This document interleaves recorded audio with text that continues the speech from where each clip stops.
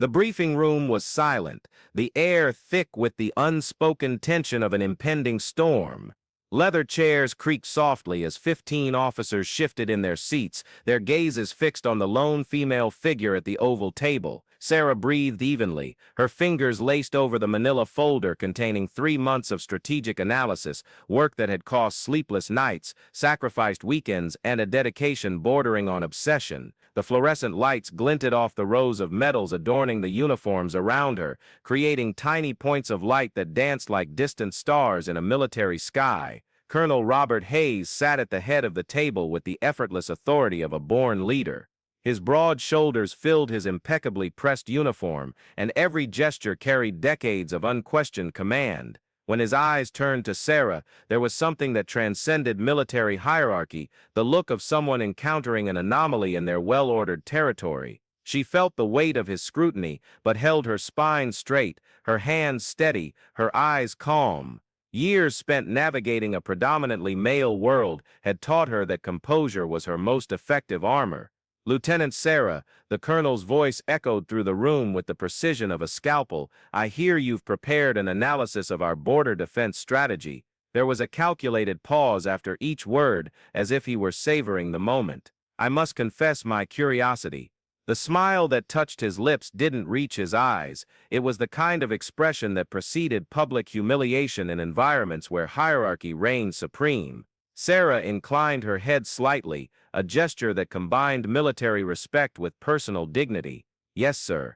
3 months of analysis based on movement patterns, meteorological data, logistical resources, and historical precedents of similar conflicts." Her voice was clear and unhurried, each word chosen with surgical precision.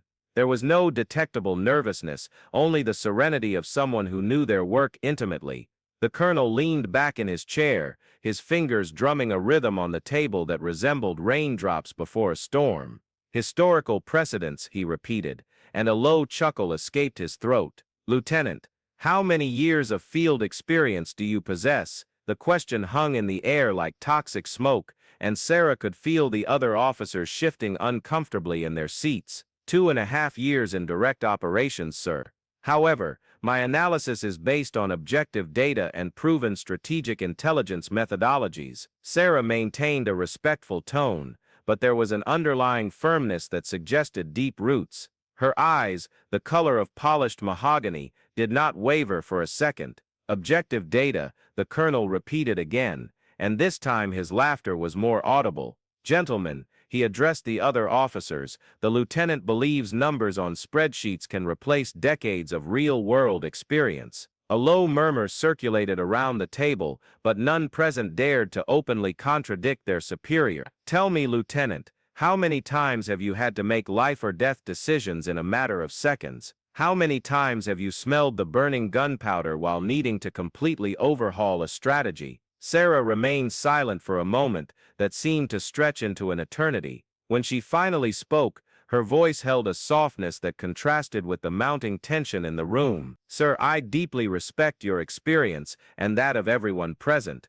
My analysis doesn't intend to replace field-acquired wisdom, but rather to offer a complementary perspective based on patterns that might be overlooked in the intensity of the moment." "Patterns overlooked," the colonel echoed, and now there was a growing cruelty in his tone. "Lieutenant, do you truly believe that we veterans with decades of service are incapable of perceiving obvious patterns?" He stood up, his imposing 6-foot frame casting a shadow over Sarah. "Or perhaps you think your advanced education makes you more insightful than men who have bled for this country." Lieutenant Colonel David Miller, seated 3 chairs to Sarah's left, watched the scene with growing discomfort. His graying hair framed a face etched with lines that told tales of real battles and difficult decisions. There was something about the interrogation that caused him deep unease. It wasn't a matter of strategic disagreement, but something reminiscent of humiliation rituals he'd witnessed in less honorable contexts. His fingers involuntarily tightened around the pen in his hand, an almost imperceptible gesture that betrayed his inner tension. "Colonel Hayes," Sarah said with the same serenity as before, "I don't presume to have more experience than anyone present. I'm merely offering an additional tool for consideration." She opened her folder and removed a single sheet of paper. I can share just the executive summary if you'll allow it. Oh, please, Lieutenant, the colonel gestured theatrically, share your genius with us. Some officers avoided eye contact. Others watched with the morbid fascination of witnessing a slow-motion car crash. The atmosphere in the room had become thick, charged with an uncomfortable electricity that made each breath feel heavier. Sarah began to read in a clear, modulated voice, presenting data on vulnerabilities in the defensive line, proposed resource redistribution, and analyses of multiple scenarios based on open-source and classified intelligence. Each point was backed by solid evidence, each recommendation grounded in impeccable logic. It was exceptional work, the kind of analysis that could genuinely save lives and resources if properly implemented. As she spoke, the colonel paced around the table like a predator circling its prey. Occasionally, he interrupted with sarcastic comments, "How interesting. Just imagine," or of course. Each interruption was calculated to break Sarah's rhythm, to undermine her confidence, to reduce her professional presentation to a humiliating spectacle. When Sarah finished, the silence that followed was unlike the initial one. This silence pulsed with unresolved tension, like a violin string stretched beyond its limit. The colonel returned to his position at the head of the table, his hands flat on the polished surface, leaning slightly forward like a judge about to deliver a verdict. "Lieutenant Sarah," his voice cut through the air with surgical precision, "I admire your ambition." The pause before the word ambition was thick with unspoken meaning, but let me clarify something for everyone present. His eyes swept the room before settling back on Sarah.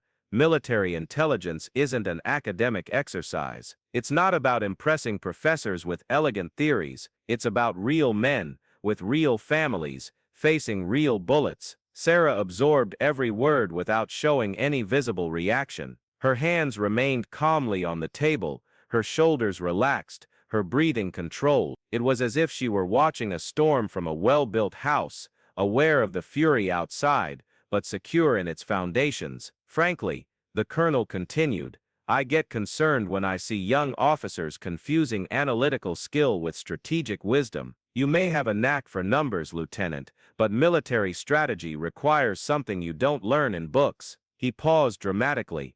"It requires maturity, experience, and dare I say, a perspective that perhaps comes more naturally to those who have been forged in the heat of actual combat." The implications of his words echoed through the room like invisible waves. Some officers intently studied the papers before them, others nervously adjusted their uniforms. Lieutenant Colonel Miller watched Sarah with growing interest, noticing something in her posture that intrigued him. It wasn't submission, nor open defiance, but a quietude that suggested unexplored depths. It was at this moment that something extraordinary happened. Sarah leaned forward slightly, her lips curving into the subtlest of smiles. It wasn't mockery or sarcasm, but the expression of someone who had just grasped something fundamental about the situation. When she spoke, her voice was almost a whisper, but every word reached everyone present with crystal clarity. "Colonel Hayes, you mentioned field experience and the weight of life or death decisions." Sarah paused,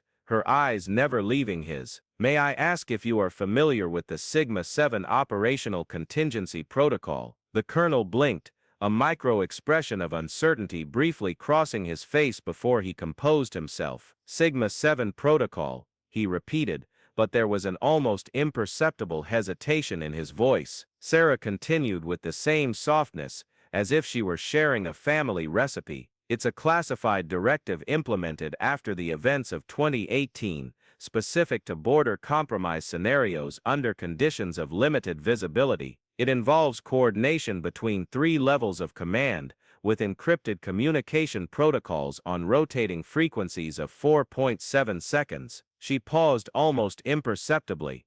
"Did you participate in the implementation training when it was conducted in the second quarter of 2019? The shift in Colonel Hayes was subtle, but noticeable to anyone who knew how to read body language. His shoulders tensed slightly, his posture lost some of the casual arrogance he had maintained until then. "Of course," he replied.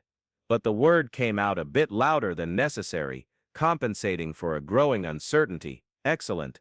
Sarah continued, her voice maintaining that almost maternal tone of someone guiding a child through a complex exercise. Then you certainly remember the importance of predictive analysis based on specific meteorological data for Sigma-7 operations, particularly the atmospheric refraction indices, affecting night vision equipment in humidities above 73%. She tilted her head slightly. My analysis incorporates these parameters, integrated with hostile movement patterns identified over the past 6 months. I imagine you see the value of this approach to optimizing Sigma-7 protocols in our specific region. The silence that followed was unlike any that had come before. This silence had texture. It was thick, charged, almost palpable. Lieutenant Colonel Miller watched keenly, his years of experience allowing him to recognize when a power dynamic was being subtly, but definitively, reconfigured. Colonel Hayes opened his mouth, closed it, then opened it again. Naturally, Sigma protocols are fundamental to modern operations, he said finally, but his words sounded like someone navigating unfamiliar territory without a map.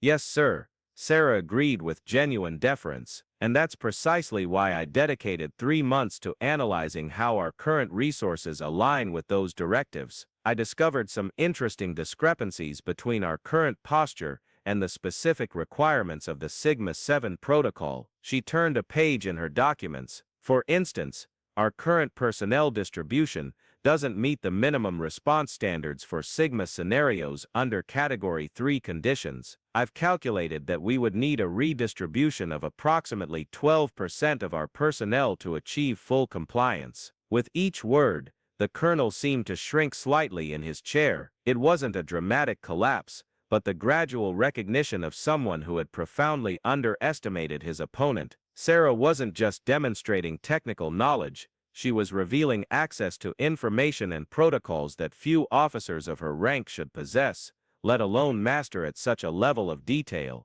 Lieutenant Colonel Miller cleared his throat softly, the sound cutting through the tension like a honed blade. All eyes turned to him, and when he spoke, his voice carried decades of natural authority. Lieutenant Sarah, he said, I believe we would all like to review your complete analysis with the attention it deserves. The relief in the room was almost tangible. Sarah inclined her head respectfully. Certainly, Lieutenant Colonel. I've prepared copies for everyone present, including specific appendices for different security clearance levels. Colonel Hayes remained seated, his hands now clasped on the table. The earlier arrogance had evaporated, replaced by something that oscillated between embarrassment and a growing realization that he had seriously misjudged the situation. Lieutenant, he said finally, his voice noticeably lower than before. Perhaps we could schedule a more detailed briefing session to properly review these technical issues.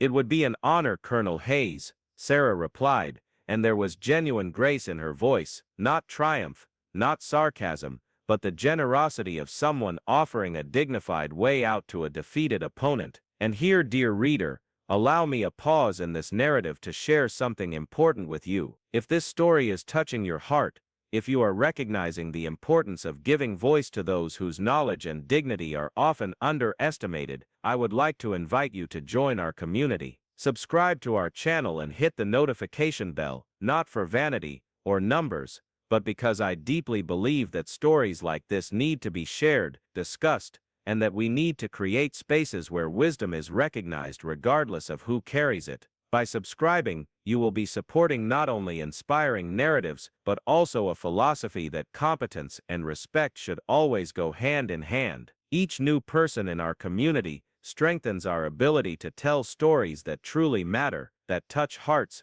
and who knows, inspire real change in our society. Now let's return to Lieutenant Sarah and witness how her quiet wisdom continued to resonate in that room. Lieutenant Colonel Miller rose, his imposing figure but without the theatricality that had characterized the Major's previous performance. Gentlemen, he addressed the room, I believe we have just received a valuable lesson on the importance of listening to all competent voices on our team. His eyes swept across each face present, Modern military intelligence requires the combination of field experience with sophisticated technical analysis. Lieutenant Sarah clearly demonstrated mastery of both aspects. Colonel Hayes nodded stiffly, his wounded pride still visible, but his professional intelligence beginning to reassert itself. Colonel, I fully concur. Perhaps we were hasty in our initial judgments. Sarah remained seated, her hands still calmly resting on her documents. There was no triumphant victory in her posture,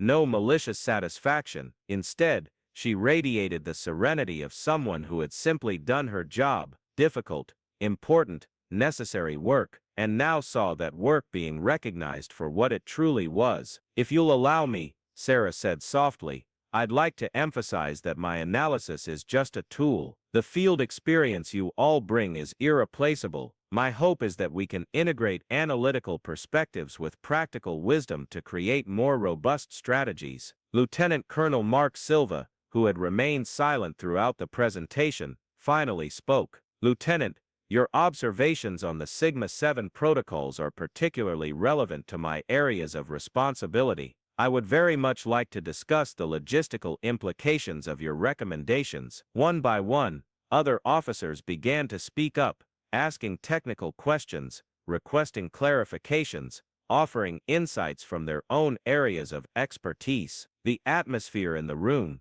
gradually transformed from confrontation to collaboration, from rigid hierarchy to professional dialogue. Colonel Hayes watched this transformation with a complex mixture of emotions playing across his face. There was embarrassment, certainly, but also something that could be interpreted as relief, the relief of discovering that he had misjudged not out of malice, but out of limitations in his own perspective. Lieutenant Colonel Miller resumed speaking, his voice carrying an authority that didn't need to be imposed, but simply existed. I propose that we form a working group to review Lieutenant Sarah's analysis in detail. Colonel Hayes, he addressed the man who, minutes before, had dominated the room with arrogance. I would like you to coordinate this working group. Your operational experience will be crucial in assessing the practical feasibility of the recommendations. It was an elegant exit, an opportunity for Colonel Hayes to regain his dignity through constructive contribution, rather than destructive domination. Sarah acknowledged the Colonel's wisdom with a slight nod. It would be an honor to collaborate under Colonel Hayes' coordination, Sarah said,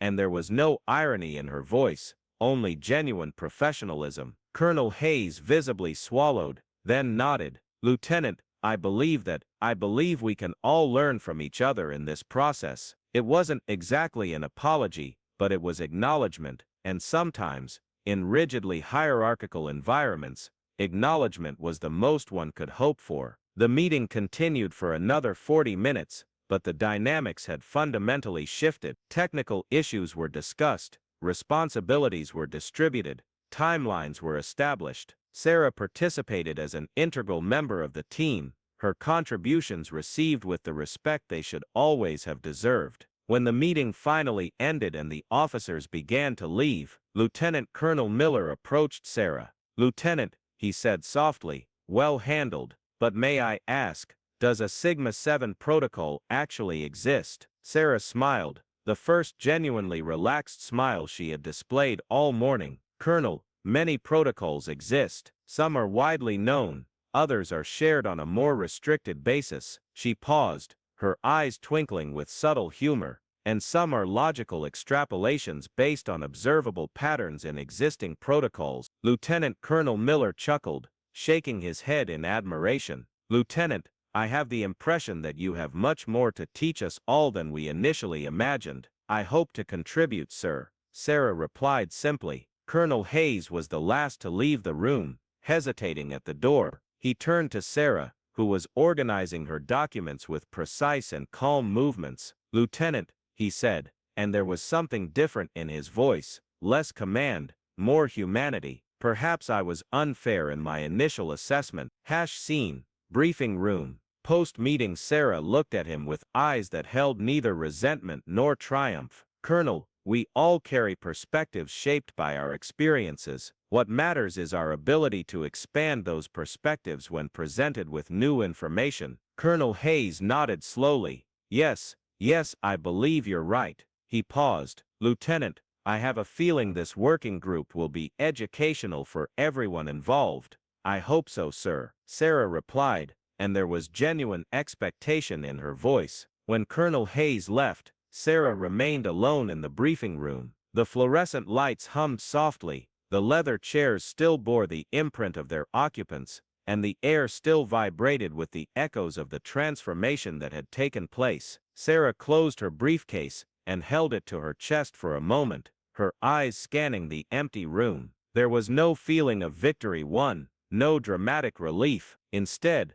there was the quiet satisfaction of a job well done, of dignity maintained, of a battle won, not through direct confrontation, but through the silent force of acknowledged competence. She thought of her journey to this moment, the years of study, the personal sacrifices, the nights dedicated to mastering not only the technical aspects of her profession, but also the political and social aspects that determined how her knowledge would be received. She had learned early on that, for some people in certain positions, being underestimated could be a strategic advantage. It allowed you to observe, learn, prepare, and then, when the right moment arrived, demonstrate not through words, but through irrefutable knowledge. Lieutenant Colonel Miller was right. There was much more to teach and learn, but perhaps the most important lesson of the morning hadn't been about military protocols or strategic analysis. It had been about respect, how it should be earned,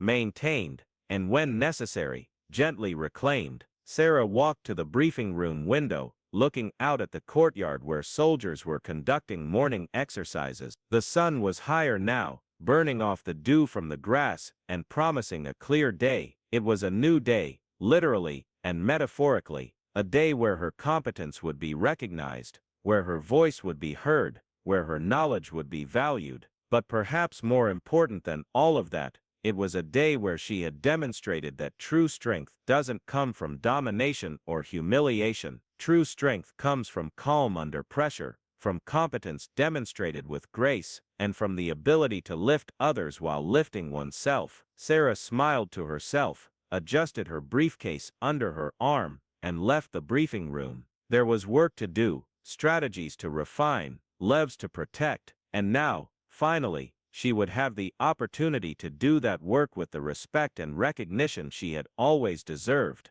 In the hallway, she encountered some of the officers from the meeting discussing technical aspects of her analysis. When they saw her, they nodded respectfully and naturally included her in the conversation. This is how it should be, she thought. No drama, no confrontation, just competent professionals working together to protect and serve. The sound of her footsteps echoed softly down the hallway, mingling with the voices of colleagues, who now saw her not as an anomaly to be tolerated, but as an expert to be consulted. And in that simple sound, firm footsteps in a military corridor, resided a silent victory that would echo far beyond that day, that place, that specific situation. It was the victory of competence over prejudice, of substance over surface, of dignity maintained over attempted humiliation. It was, above all, a reminder that the most important battles aren't always won with weapons or shouting, but sometimes with knowledge whispered softly,